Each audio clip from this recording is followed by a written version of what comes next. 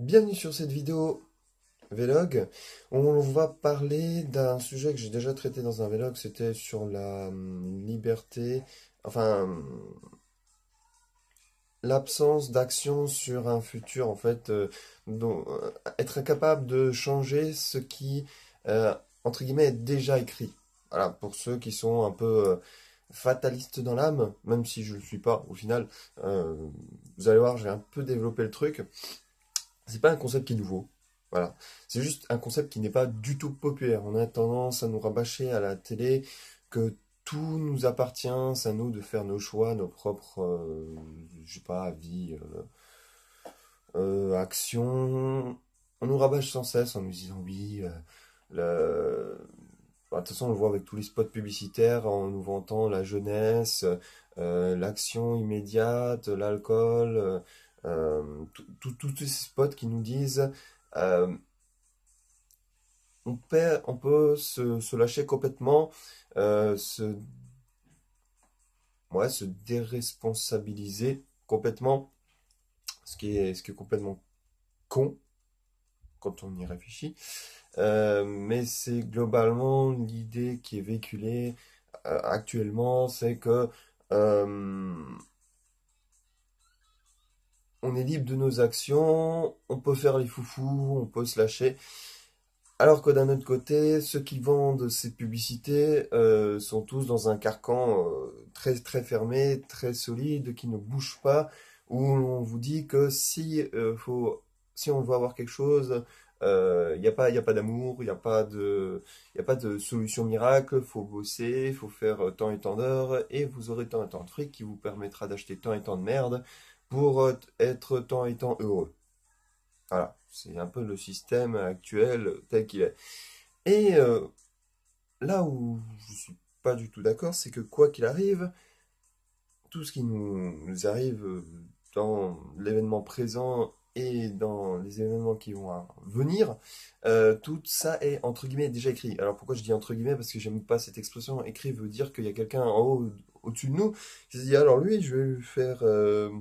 Il aura un accident, lui il va être estropié, lui il va baiser tant et tant de nanas, lui il va être comme ça, lui il va avoir une tranche de merde, lui, il va s'appeler, je sais pas, moi, Abdullah. Lui, il va être black. L'autre, il va être jaune.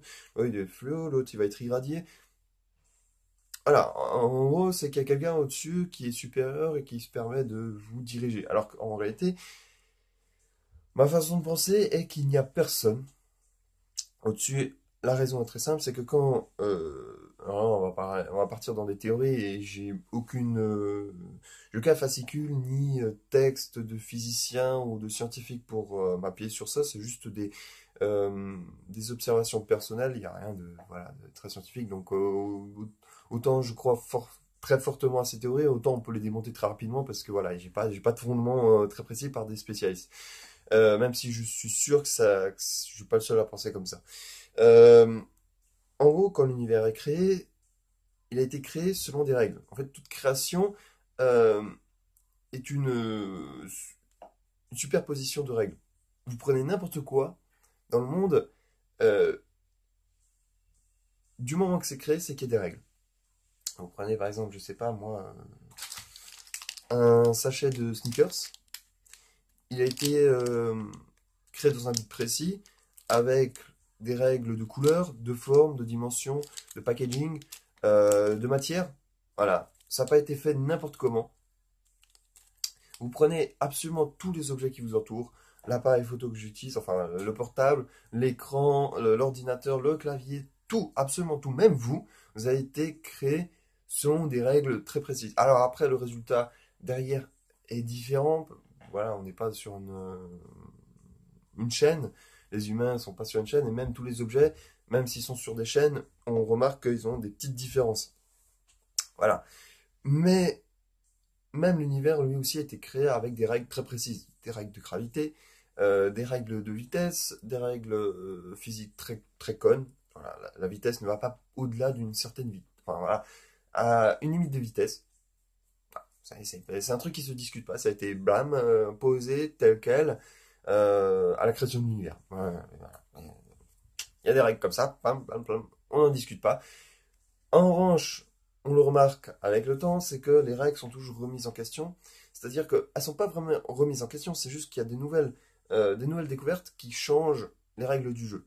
En fait, on n'a pas tout découvert dès le départ, hein, c'est-à-dire qu'il n'y a pas un gars qui a fait voilà, j'ai tout compris. Bim, il y a toutes les règles là, dans ce bouquin là, où vous le feuilletez, et puis il y a tout. Il y a tout. C'est-à-dire, vous l'avez tout lu, vous savez tout. Non, on découvre les choses au fur et à mesure, ce qui change les règles. C'est-à-dire que on se dit que on a un plus un ça fait 2. Puis là, on découvre qu'en fait, dans le calcul, il y a une autre valeur. Il y a un 3 là. Un plus un plus 3. Ah bah forcément, le résultat change. Mais en gros, tous ces chiffres, ils étaient là depuis le départ, mais c'est juste qu'on n'a pas les capacités de les voir. À peu près comme les lumières infrarouges, les zones de Compagnon, bah, ne savaient pas que ça existait. Je pense qu'ils se sont dit que... enfin, c'est même pas qu'ils se sont dit que ça n'existait pas, parce qu'ils n'ont même pas posé la question, vu qu'ils n'avaient pas conscience, ni même de l'existence de ces ondes. Mais pourtant, c'était bien là.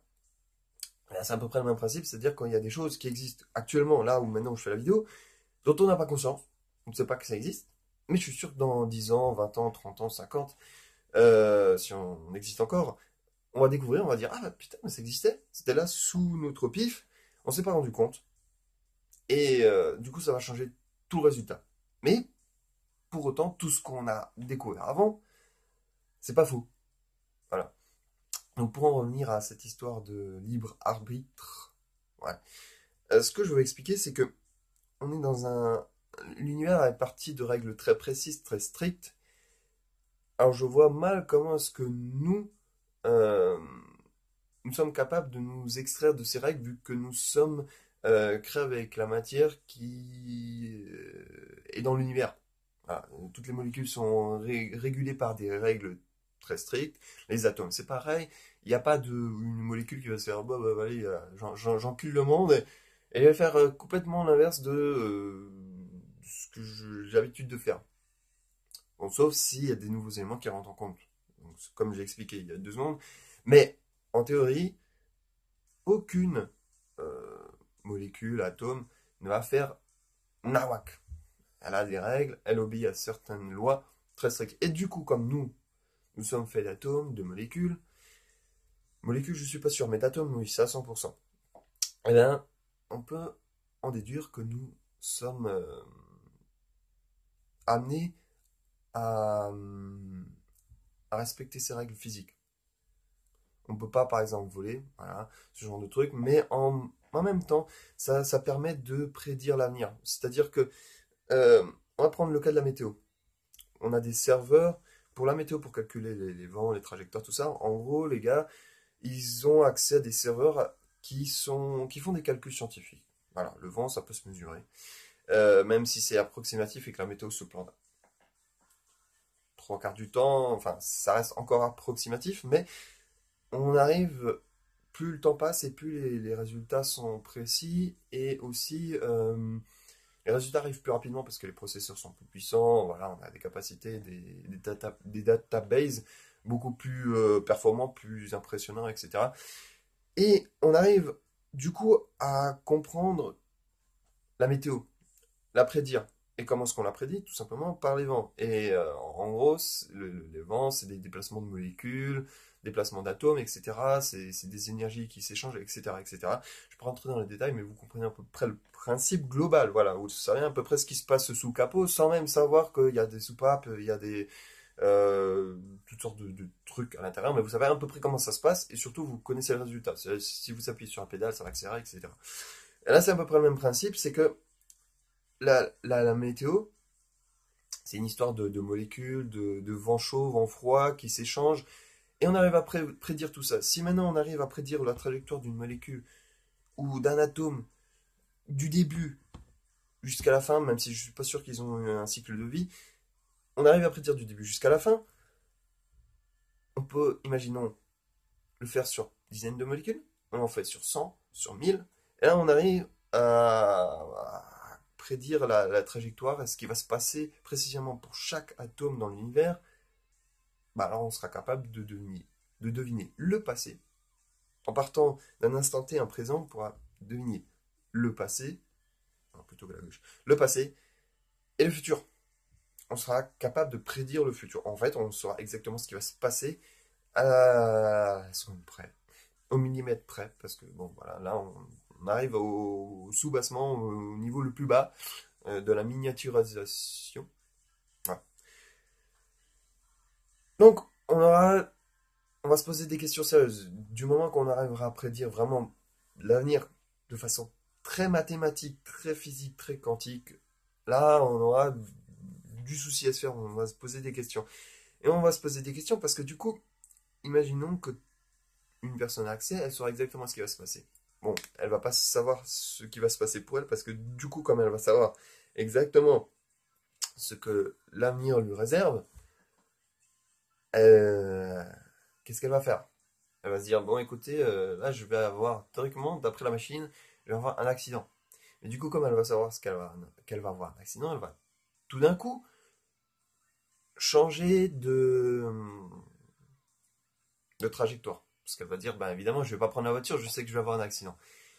Et du coup, la machine, elle va de nouveau recalculer tout ça parce que la position des molécules, etc., des atomes, la personne, c'est un tas de molécules et d'atomes, elle va se déplacer. Elle sera plus au même endroit euh, au départ du calcul. Donc, du coup, tout va être modifié. Le résultat final va être différent. À peu près comme dans le calcul 1 plus 1 plus 3 qu'on vient de découvrir, le résultat sera de nouveau différent. Imaginez qu'il y a une valeur qui change constamment. Donc, le résultat sera x. Et là, on arrive un peu au niveau de physique quantique, c'est-à-dire que le résultat, on ne peut pas le voir. C'est-à-dire qu'une personne, donc cette personne va voir qu'elle va avoir un accident, elle va dire, bon, je vais contrecarrer les plans, mais du coup, si j'ai pas cet accident, du coup, il va pas se passer ça, il va pas se passer derrière ici, il y a mes proches qui vont pas pleurer, donc du coup, qu'est-ce qui va se passer en fait? Il y avait une trajectoire qui allait comme ça, et maintenant, vu que j'ai pas eu cet accident, la trajectoire va aller dans ce sens. Mais je la connais pas. Donc du coup, il va regarder la machine, le résultat, et va dire, ah d'accord, il va m'arriver ça. Et comme il aura vu, il va plus agir comme il aurait dû, sans savoir son avenir. Donc du coup, le résultat va être différent. Donc en gros, peu importe ce qu'on veut, même si on regarde le bouquin entre guillemets, où il y aura marqué exactement tout ce que vous allez faire, quand vous allez le fermer, l'histoire sera complètement différente parce que vous saurez exactement ce qui s'est passé. Donc, du coup, vous allez complètement changer la donne, le résultat, parce que vous serez une nouvelle valeur. Et euh, c'est là où intervient peut-être la liberté, c'est de ne pas savoir en fait ce qui va se passer. Au fond, on n'est pas libre. On n'est pas libre, on est un tas d'atomes et de molécules entassés. Ça obéit à des lois très strictes. En gros, si on se dit, mais en fait, c'est très strict, mais en réalité, je comprends rien, c'est le bordel. C'est juste parce qu'on n'a pas les capacités de comprendre, parce que c'est beaucoup trop complexe. Il y a des calculs. Mais la météo, même avec nos processeurs actuels, nos calculs actuels, c'est complètement approximatif, parce qu'il y a tellement de valeurs qui rentrent en compte que on n'a pas encore la possibilité de faire quelque chose de précis. On n'en est pas capable, voilà. Mais si du jour au lendemain on en est capable, on va se rendre compte qu'on n'est pas libre et que la seule liberté, c'est de ne pas savoir ce qui va nous arriver. Voilà, c'est la seule liberté. En fait, on va revenir à l'état premier, celui du Cro-Magnon qui ne sait absolument rien sur l'univers qui l'entoure. En fait, on saura tout, mais en sachant que si on essaye de savoir ce qui va nous arriver, au final, on ne pourra pas. De manière physique et quantique, c'est pas possible. C'est impossible. Donc, on n'est pas libre. Et en même temps, on l'est parce qu'on ignore totalement ce qui va nous arriver. Vous savez pas ce qui va vous arriver après cette vidéo, dans une minute, dans 10 minutes. Vous avez peut-être prévu de sortir, d'aller voir votre famille, de manger, etc. Mais comment ça va se passer, comment ça va se dérouler, on ne sait jamais ce qui va se passer. Si ça se trouve, vous allez gagner à l'euro million, vous allez, je sais pas, avoir un être du facteur avec une superbe lettre en disant oui, tu te souviens pas de moi, mais je suis follement dingue de toi, rejoins-moi ici, et puis là, hop, hop, l'aventure, c'est parti. Au fond, on essaie toujours de prévoir les trucs, mais rien ne se passe comme prévu. Par expérience personnelle et avec tous les exemples que je vous ai montrés, Vous avez beau essayer de prédire l'avenir, de le calculer, de le mesurer, on n'en est pas capable. Physiquement, c'est pas possible. Voilà, donc ce sera tout pour cette vidéo. C'est pas pessimiste, peut-être réaliste. Voilà. Faites ce qui vous plaît au final. C'est peut-être la conclusion de cette réflexion. Faites ce qui vous plaît. Euh, Faites-le sans concession. Allez jusqu'au bout de ce que vous pensez, bien juste, et faites-le sans regarder le passé. Allez droit de la, enfin, tout droit devant, et c'est tout. Ce sera tout pour cette vidéo. Non, pas on, à moins qu'on soit plusieurs dans ma tête. C'est peut-être possible si ça se trouve. On est peut-être plusieurs. Je vous retrouve pour d'autres vidéos. C'était laborieux, mais je le fais avec cœur et sans peur de l'avenir. Et je vous retrouve pour d'autres vidéos. A plus.